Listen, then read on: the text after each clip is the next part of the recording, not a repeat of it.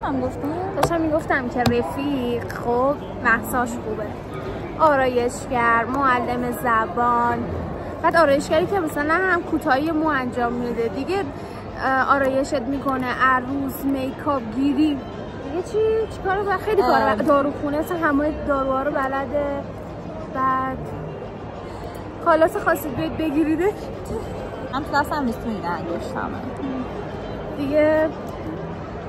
آشپزیش هم خوب، آشپزی زیاد نمیکنه ولی آشپزیش خیلی خوبه. بعد کلی مدرک داری دیگه. چی؟ آره من تافل دارم، مدرک اصلاح و ابروهاتو نمیخواد بردارم. نمیاد بریم خونمون که نمیاد بریم خونه. پاکسازی پوست، فیشال، میکاپ. خونه ما رو تو اسباب کشی دیدی؟ الان که خونه جدید رفتیم من بعد میومدی میدیدی.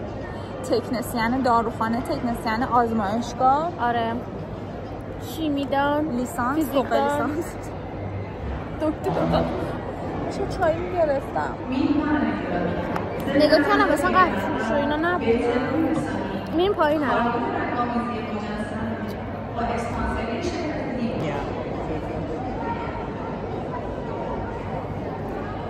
من یه مقدار لوازم آرایش رو بردم، این افتاده به جونش.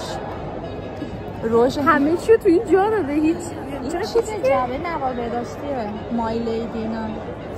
بچه این نواداشتی های مای لیدی خیلی باحال. داشتی یه دونه این کیفا هم داخلشه. بعد ببین این کیفه اصلا از 1000 تا کیف لوازم آرایش بهتره. اینقدر مثلا هر چی میخوای توش جا میشه. یه روژ رو بردم، این مال منه البته، کیکوه. این تینت همه شیگلمه، سیلرم الفه، رفیکس همه که فلورمار بوده ولی منتقل شده به این یه چوکس. همین این هم یه چند تا پد و دوش پاک کنه. این مدادش هم بود. این ببین این خیلی خوبه. اینو اگه خواستید تینت بخری اینو بخر. اینو پره یا خالی شده؟ داره خالی شده ولی یکم تاش هست. بزن. آخه اینو زدم. یکم بزن وسط لبت.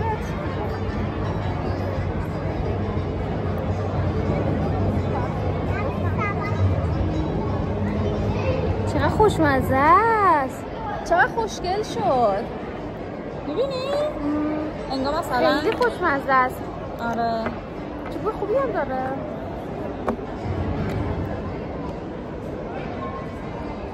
این تبلیغ مای لیدی بود. اسپانسر ما که نشده. با 10 تا ویدیو.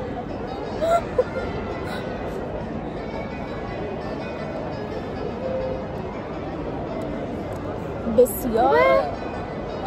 آره. میخوای بزنی؟ نه نورمالی گلاس چرب میشه. میخوریش بابا. لیپ گلاس به درد الان من نمیخوره. بذاریم اینجا بعد بذاریم سر جاش. ما دیگه اومدیم اینجا نشستیم.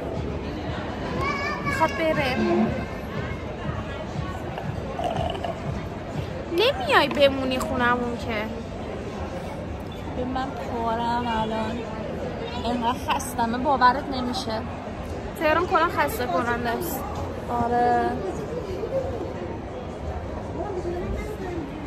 سری بعدی تو بیا. میام.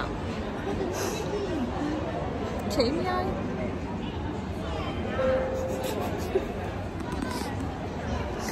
چرا حساب کن.